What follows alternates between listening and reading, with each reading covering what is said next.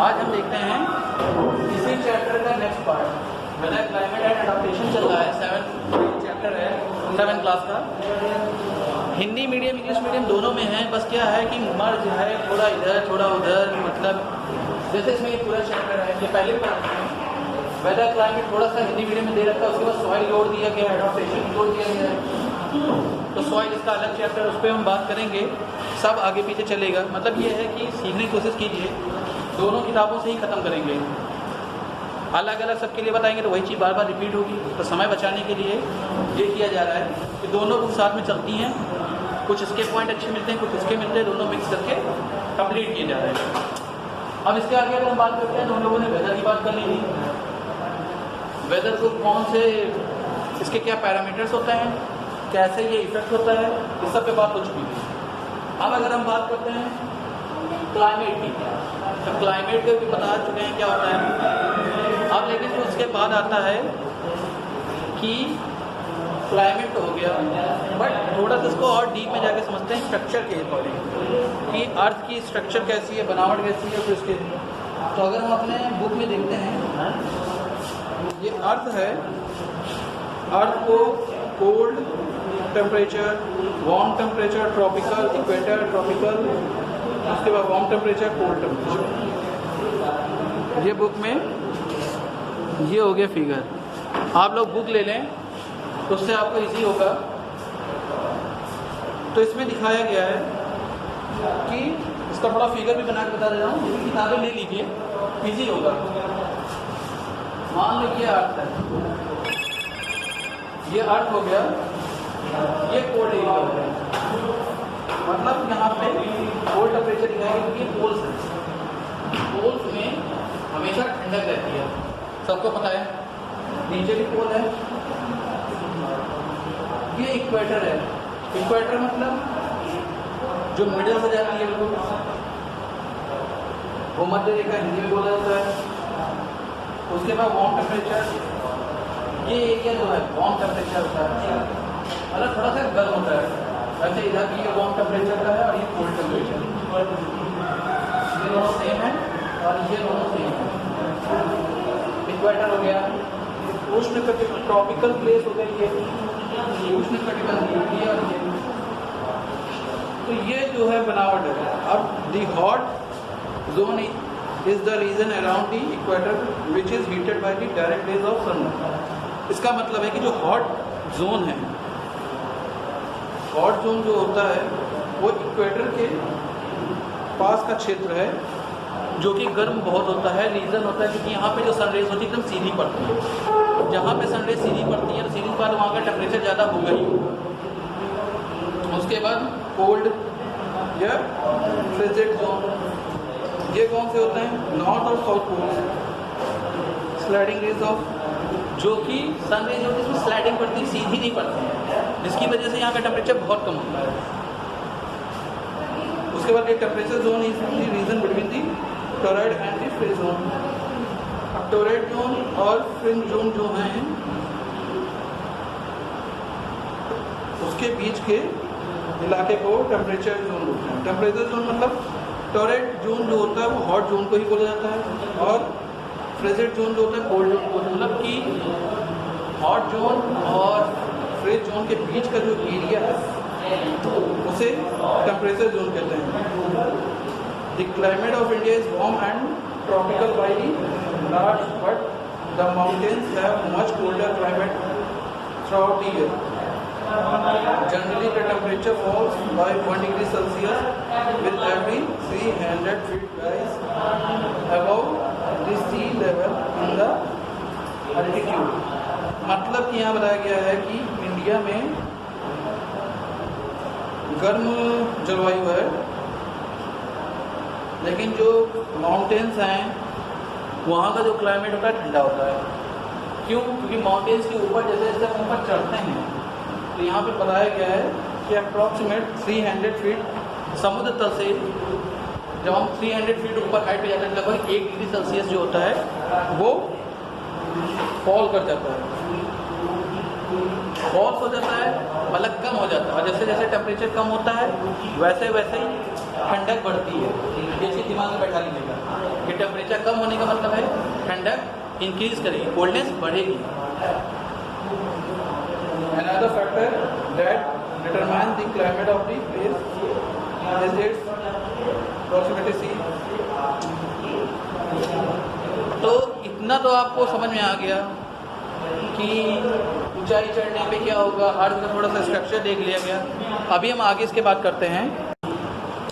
तो आगे बात करेंगे कि और क्लाइमेट इनकी चीज़ों पर डिपेंड करता है। तो प्रॉक्सिमिटी टू द सी मतलब समुद्र के से दूरी, ये भी बहुत इंपॉर्टेंट फैक्टर है। जैसे कि किसी जगह या किसी लैंड की हमें पता करना है क्लाइमेट क्या होने वाली है, वहाँ का जलवायु कैसा होने वाला है, तो हमें इम्पॉर्टेंट एक पॉइंट है वो जगह समुद्र तल से कितनी दूरी पे, समुद्र से कितनी दूरी। जैसे कि ऐसा क्यों होता है, समुद्र तल से दूरी की वजह से मतलब कि समुद्र के पास है तो क्या इफेक्ट पड़ेगा, समुद्र से दूर है तो क्या फ़र्क पड़ेगा। जो समुद्र तल के पास में होते हैं वहाँ की जो क्लाइमेट होता है थोड़ा मॉडरेट होता है, और जो दूर होता है वो एक्सट्रीम होता है। ये होता क्यों है ये समझते हैं। ऐसा होने का रीज़न होता है कि जैसे ये हो गया सी हो गया,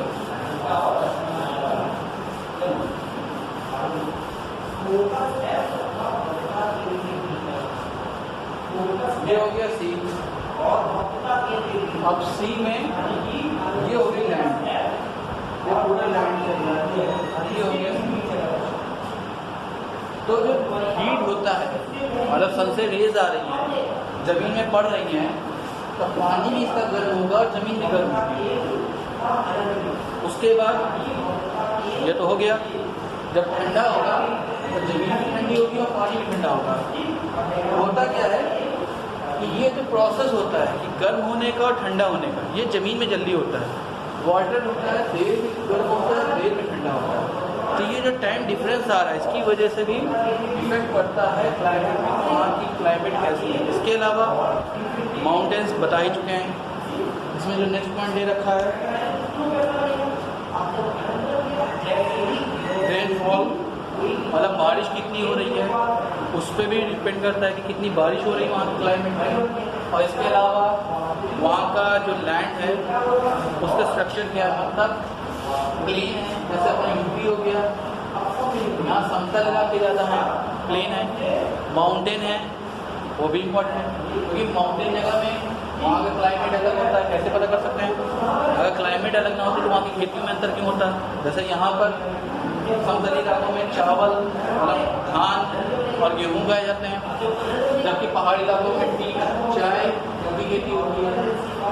वहाँ पे खेती करने का तरीका अलग होता है, वहाँ का एग्रीकल्चर जो सिस्टम है वो अलग है। यहाँ पर नॉर्मली हम लोग सिंचाई करते हैं क्यारी बना करके, वहाँ पे सीढ़ीदार खेत होते हैं। क्यों, पहाड़ों में बारिश होती है तो नीचे गिर जाता है, वहाँ पानी रुकता ही नहीं है। वहाँ सीढ़ीदार बनाया जाता है कि मतलब पानी रुक रुक कर जाए, यहाँ पर सीधा हो जाता है क्योंकि यहाँ पानी रुकता है। तो ऐसे अलग अलग जगह हैं, वहाँ का स्ट्रक्चर कैसा है, वहाँ पे बारिश कितनी हो रही है, समुद्र से दूरी कितनी है, वहाँ के प्लेन्स कैसे हैं, वहाँ आदमी कैसे हैं, बहुत सारी चीज़ें हैं जिसकी वजह से क्लाइमेट का फ़र्क पड़ता है। Winds blowing from the Indian ocean. अब जैसे कि बस्ती पे भी हमने बोला अभी कि वहाँ के लोग कैसे हैं, फ़र्क पड़ता है। लोगों से कैसे फ़र्क पड़ता है, आगे उसका पॉइंट है मतलब लोगों से कि वहाँ पे पॉपुलेशन कितनी है। जैसे कि समुद्र में होता है हवाएं चलती हैं, बहुत तेज़ हवा चलती है, तो उसका भी क्लाइमेट में फ़र्क पड़ता है। जहाँ घनी बस्तियाँ हैं वहाँ पर हवाएं उतनी तेज़ नहीं चलती। क्यों, उनके रेजिस्ट करने के लिए बहुत सारी चीज़ें होती हैं। जैसे बिल्डिंग्स होती हैं, आप दिल्ली में चले जाओ, ऊंची ऊंची बिल्डिंग होती है, वहाँ पे सूरज की किरणें ज़मीन तक छू नहीं पाती। ऐसी जगह है जहाँ से सन एकदम ऊपर चला जाता है, तब इतनी ऊंची ऊंची बिल्डिंग्स हैं कि नीचे तक आती ही नहीं है धूप। इसके अलावा हवाएं हो गई, उनको रोकने के लिए ऊंची ऊंची बिल्डिंग्स हैं। समुद्र इलाके हो गए, वहाँ पे आंधी तूफान आते हैं, जैसे रेतीली तूफान आते हैं। क्यों, दूर दूर तक कुछ है ही नहीं, प्लेन एकदम एरिया पड़ा हुआ है। पहाड़ों के ऊपर हवा बहुत तेज चलती है क्योंकि दूर दूर तक उनको रोकने के लिए कोई है ही नहीं, फ्री होके फ्लो होते हैं। इसीलिए विंड की ऐसा लगा कि दी जाती है जहाँ पे हवा तेज चल सके, मतलब दूर तक उनको रोकने के लिए कोई भी उनके सामने ना आए। हम लोग यहाँ विंड मिल यूज़ नहीं कर सकते यूपी जैसी जगहों में ज़्यादा। रीज़न यहाँ पे मुझे लगता है, इसका मुझे कंफर्म नहीं, बट यहाँ पे नहीं होता ये सब। रीज़न क्योंकि विंड मिल हो गई जैसी कोई चीज़ हो गई, उनको थोड़ा ऊंची जगह चाहिए होती है ताकि एयर जो है फ्री होके फ्लो हो सके, जिसकी वजह से जो उनका पंखा होता है, फ़ैन होते हैं, वो घूम सकें। तो यहाँ पर हवा उतनी तेज चलती नहीं है, तो ये भी इसका मतलब एक समझ में आता है कि जैसे हमें कोई काम करना है तो क्लाइमेट हमारे लिए कितना ज़रूरी है। वहाँ की जोग्राफिकल कंडीशंस हमारे लिए कितनी ज़रूरी है, ये बहुत इंपॉर्टेंट चीज़ होती है। कोई भी बिजनेस स्टार्ट करना है या वहाँ रहना है या वहाँ पे किसी चीज़ की खेती, क्योंकि सीधी चीज़ है, कहीं भी रहना है वहाँ दो चीज़ों में होता है। पहला खेती, क्योंकि अगर वहाँ पे अनाज नहीं है तो कैसे रहेंगे, मान लीजिए बाहर से इम्पोर्ट कर लेते हैं। फिर होता है वहाँ की कंडीशन कैसी है, जैसे ज़्यादा गर्म इलाका है तो कश्मीर के जैसे ठंडी इलाके हैं वहाँ के लोग वहाँ पे आकर एडजस्ट नहीं कर सकते। तो ये चीज़ें हो गई, तो इसलिए ये सब चीज़ें बहुत इंपॉर्टेंट है समझने के लिए। आगे बताया गया mountains trap rainfall from moisture landed winds. When these winds hit the mountain, they get pushed up. They rise up and the water vapor condense to form water droplets. मतलब कि जब नमी मॉइस्चर वाली जो एयर होती है वो जाकर एयर फ्लो हो रही है, मॉइस्चर है उसमें, वो जाती है पहाड़ों से टकराती है जाकर, तो वो कंडेंस होती है, आपस में आके संग्रहित होती है, आपस में मिलती हैं, और होता क्या है फिर वो बारिश के रूप में गिर जाती है। तो बारिश सीधी बात है, कहाँ ज़्यादा होती है कहाँ कम करानी है ये भी बता दिया गया है। जो पहाड़ी इलाके होते हैं वहाँ पे क्या होता है, कंडेंसेशन ज़्यादा होता है, जिसकी वजह से वहाँ बारिश हो सकती है ज़्यादा। तो काफ़ी चीज़ें क्लाइमेट पे इफेक्ट करने वाली चीज़ें।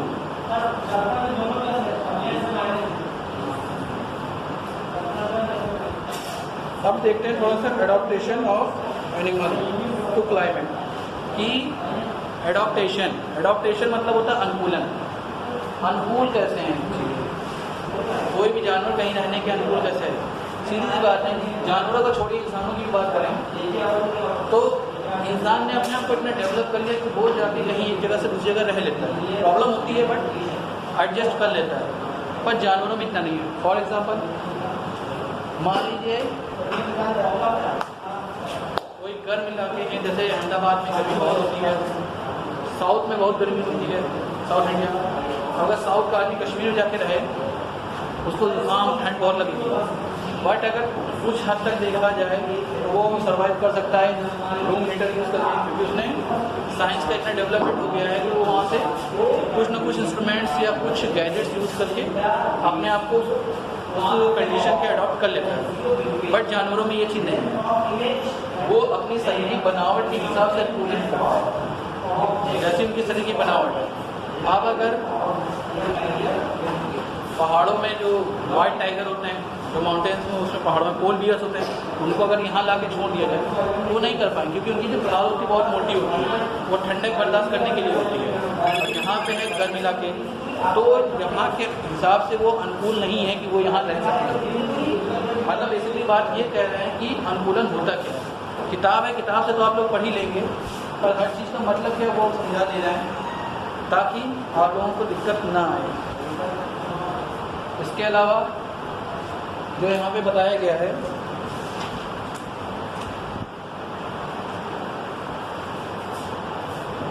Camel are found in desert, penguins in Antarctica, तो वही सब चीज़ें बताई गई हैं।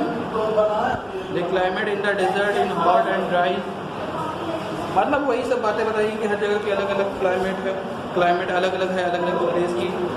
तो कुछ जगह के बताए गए हैं कि ये जानवर यहीं पे पाए जाते हैं, ये पक्षियाँ यहीं पाई जाती हैं। तो क्यों? क्योंकि वो वहाँ के अडॉप्ट हैं, किस तरीके की बनावट वैसी, जैसे ऊँट डेजर्ट में मिलता है। क्यों मिलता है?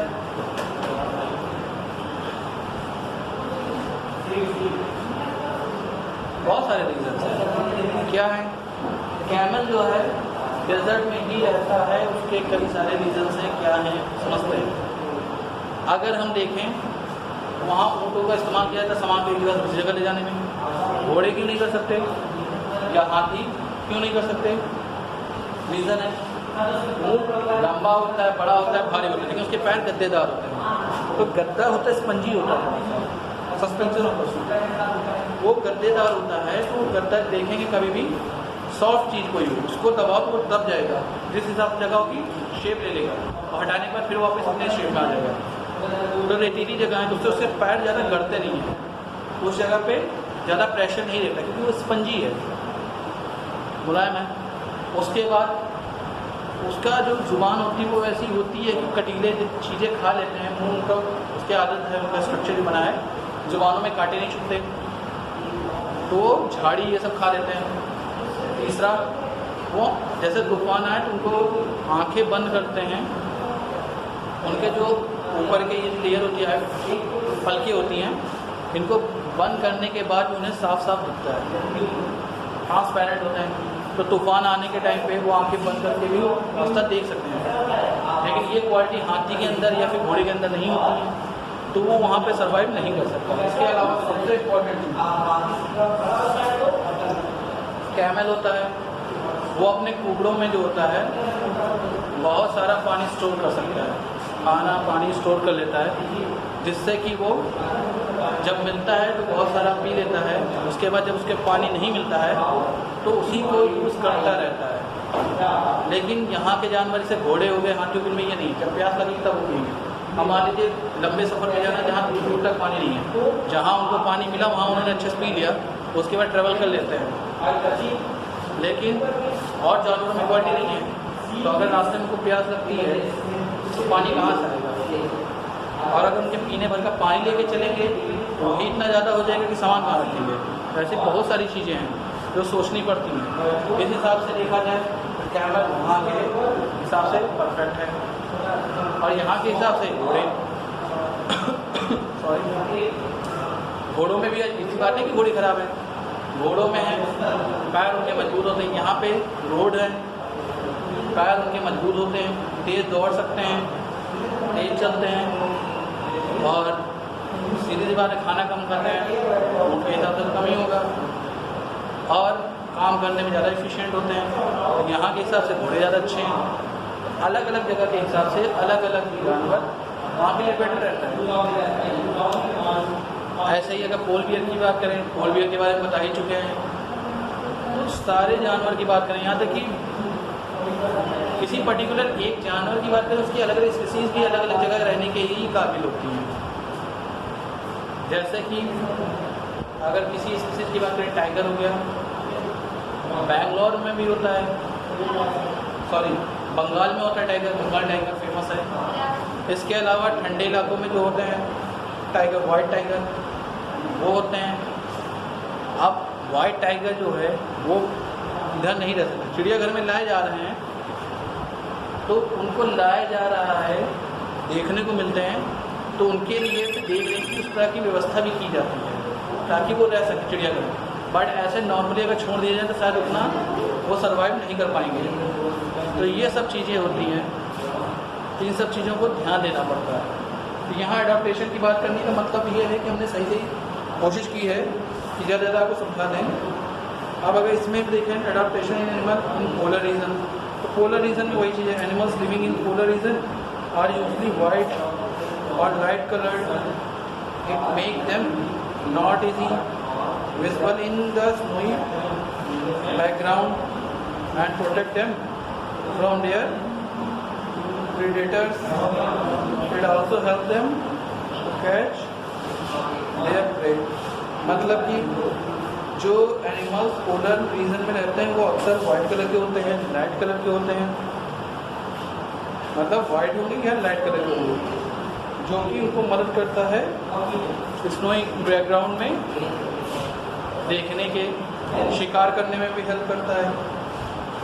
तो ये उनको वहाँ के हिसाब से एक तरह से देखा जाए तो गिफ्ट मिली हुई है।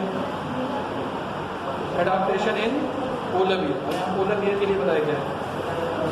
वाइट थिक फर, इनके पास जो है सफ़ेद मोटी फर होती है, white thick fur makes them not easily visible in the snowy background. अब अगर जैसे स्नोई है मतलब बर्फ़ गिर रही है, तो अगर ये दूर हैं, इनका जो है वाइट कलर का शरीर है, बर्फ़ भी सफ़ेद गिर रही है, तो अगर ये शिकार में निकले हैं तो जो इनका शिकार है वो इन्हें दूर से नहीं पहचान पाएगा। क्यों? क्योंकि बर्फ़ गिर रहा है, वो भी सफ़ेद है, भालू भी पूरा सफ़ेद है। तो एक होता है कि अगर एक सेम कलर की चीज़ें हैं, देखने में थोड़ी डिस्टर्बेंस होती है। ये हम लोग भी देख सकते हैं, समझते हैं कि अगर जैसे सेम कलर की दो चीज़ें रखी हैं, एक आगे और पीछे, कभी कभी होता है कि नज़र नहीं पड़ती, और ये एक बीमारी भी होती है। अगर ये नॉर्मली है तो ठीक है, ये कलर ब्लाइंडनेस का भी होता है, वो अलग चीज़ लेकिन होती है, उसके बारे में बात नहीं करेंगे। It also protect them from extreme cold, ये उन्हें बहुत ठंडक से भी बचाता है। Layer of fat under the skin,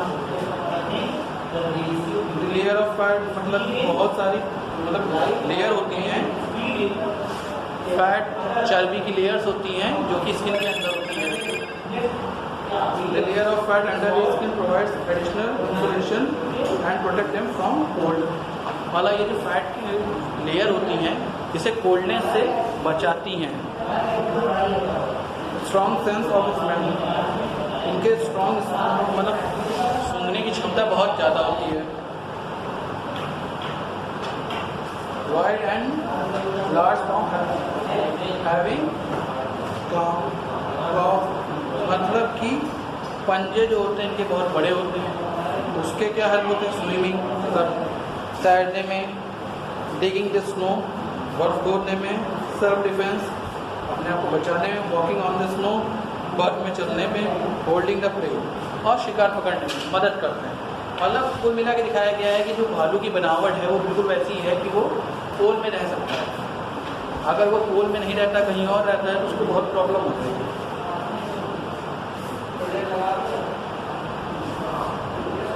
अब पेंगुइन की बात करें, penguin is well known animal living in the pool forming. अब इसमें क्या क्या है ये देख लेते हैं। वाइट फेदर ऑन द बेले, अब बेले जो बीच में होता है इनके वाइट कलर के फेदर होते हैं।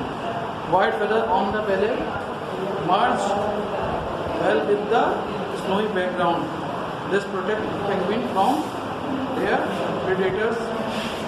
Short but thick feathers make them body waterproof, मतलब मोटे पंख होते हैं, मोटे पंख होने की वजह से ये वाटरप्रूफ होते हैं। इनका मतलब वाटरप्रूफ होने का मतलब जो बॉडी के अंदर तक होता है पानी नहीं जा पाता, क्योंकि इनके जो पंख होते हैं बहुत ही मोटे होते हैं जो कवर करते हैं। इसके अलावा वाइट कलर के होता है बीच में, तो होता है क्या, बर्फ़, वही चीज़ जो पोल बियर में था, बर्फ़ गिरेगी तो बॉडी जो है बर्फ़ एक ही कलर है, तो देखने में इनको दिक्कत होगी, मतलब ये मुश्किल से दिखेगी, इनको देखने में दिक्कत नहीं, ये मुश्किल से दिखेंगे। Thick layer of fat under, वही चीज़ हो गई कि मोटी लेयर है फैट की अंडर द स्किन। इसके बाद streamline body, web feed and flattened flipper like Winx, मतलब यहाँ पे इनकी बनावट बात की गई फेदर को, जो इनके बॉडी है उसकी और पैरों की, कि वेब टाइप के हैं इनके पैर, जो कि इनको तैरने में हेल्प करते हैं। इसके अलावा और भी है, कैमल का हम बता ही चुके हैं। इसके अलावा और भी कई सारे जानवर हैं जिनके बारे में हम बात करेंगे अगले लेक्चर में। ये वीडियो काफ़ी लंबा हो रहा है। तो अगर एडाप्टेशन की बात करें तो अगर हम किसी भी चीज़ को देखें, कोई किसी के अडॉप्ट है, जैसे हमने पहले बताया था कि आदमी है, इंसान, ह्यूमन बींग्स है, वो एक जगह से दूसरी जगह जाके रह सकते हैं, क्योंकि हमारी बॉडी इसके काबिल हो चुकी है कि हम बहुत जल्दी अडॉप्ट कर लेते हैं कहीं कभी से क्लाइमेट, और नहीं कर सकते तो हमारे पास गैजेट्स हैं। लेकिन जानवरों में ये नहीं होता, उनकी जो बॉडी का स्ट्रक्चर है, जो उनकी बनावट है और जो उनके बॉडी पार्ट्स होते हैं, वो उस क्लाइमेट के अकॉर्डिंग ढल गए। काफ़ी लंबा प्रोसेस रहा है ये, लेकिन धीरे धीरे उन्होंने ढाल लिया अपने आप को, और अब वो वहाँ के रहने के काबिल हो चुके हैं। अगर उनको एक जगह से दूसरी जगह ले जाते तो बहुत दिक्कत होगी। तो आज के लिए इतना ही, बाकी हम देखते हैं नेक्स्ट लेक्चर में।